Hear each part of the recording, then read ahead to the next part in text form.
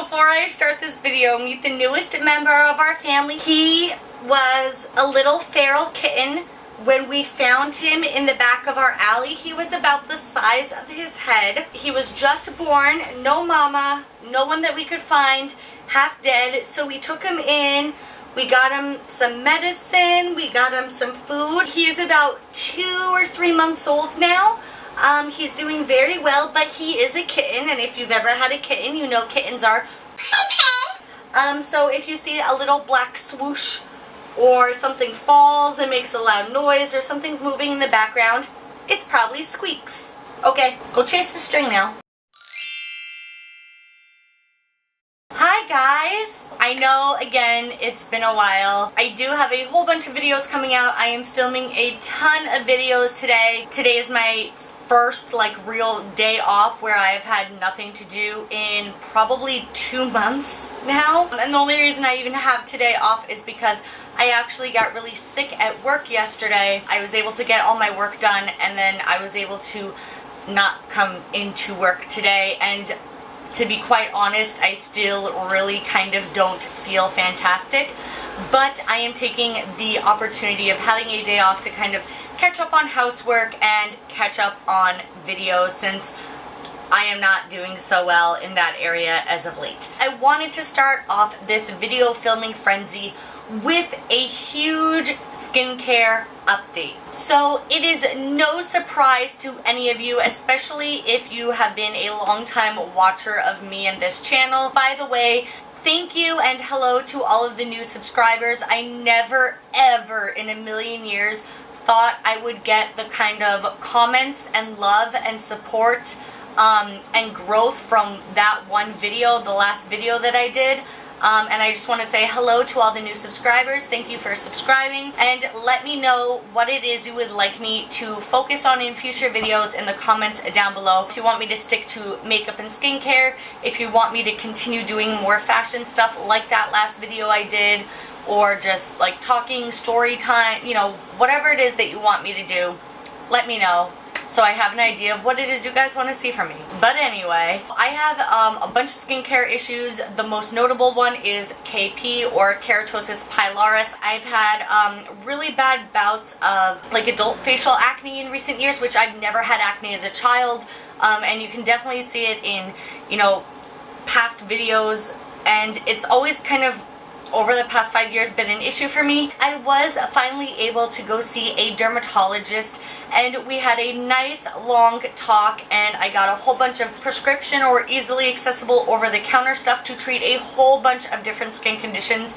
So I kind of just wanted to pass on this information to some of you guys, because I think it could be extremely helpful to some of you to understanding why you might be having acne. I think a lot of this stuff could be very educational and helpful to a lot of you. So I wanted to kind of pass all of this on. Okay, so about a month and a half ago, I was able to go see a dermatologist. I just had enough.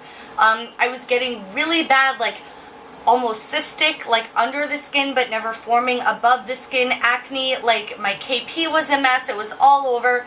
And I finally just had enough, and I sucked it up, and I went to the dermatologist to see what other options are out there, what I could do is if there's something causing this that I haven't already tried to figure out, you know, whatever. So unfortunately, as far as my KP is concerned, she just kept me on this, which is the same thing I've been talking about for years. It's just the 12% ammonium lactate cream. You can get this over the counter as Amlactin at any drugstore. It won't be 12%, it would be lower than 12%. That's a pretty high dose. There's just really nothing you can do as far as that goes. It's just trial and error, like I've said in video after video. I'm not going to elaborate on that any further. However, as far as the facial adult acne is going, and all of these cystic things and all the problems I've been having with my face over the past couple of years, according to what she said, it is largely hormonal, and it's probably from me having the Mirena. If you have no idea what I'm talking about, a Mirena is, especially for females, a Mirena is an IUD. It's a long-term birth control. You can have a Mirena that ranges from 1 year to 5 years, I think all the way up to 10 years. Mirena is just the name brand of one of them. There's a million different kinds. There's Mirena, there's one that's copper, there's a million IUDs out there, but it's basically just a more long-term form of birth control. And after I had my daughter, it was suggested that I go on the Mirena because it was recommended to me to not to try to have another child because I had such bad complications when I had Eva. To be completely honest, I'm fine with one child. I'm an only child.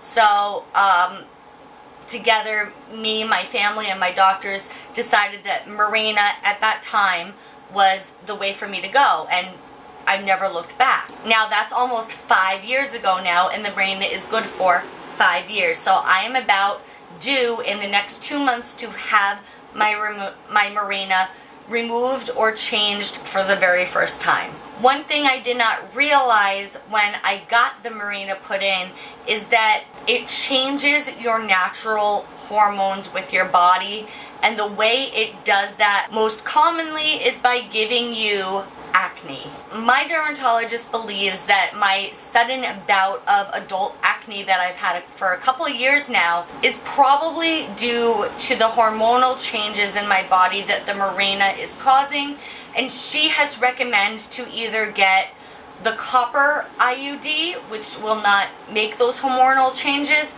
or to take the pill. That's besides the point. What I'm trying to say, or what I'm trying to relay that my dermatologist said to me, is that if you out of nowhere started suffering from adult acne and you're a female and you have the Mirena IUD or some kind of non-copper IUD, that is probably what is causing you to break out. She said specifically the copper IUD does not do that, or if you want to take out the IUD and go on the pill and take the pill every day, that is also a much better option because it also helps control acne and breakouts. But just an FYI, if you're out there and you're struggling from acne, it seemed like you kind of just got it out of nowhere and it's not normal for you and you don't understand why it's not going away, why nothing's working, it very well could be, if you have an IUD, that is why. She did give me a bunch of different things to go on to try and help make it go away until I can get the IUD taken care of. And some of these things, she said, even if I had the IUD removed, some of these things are really good things to just continue using, especially throughout your adult years. So the very first thing she put me on is minocycline, which is an antibiotic. I need to take 2 of them every day. And it basically just helps with bacterial infections.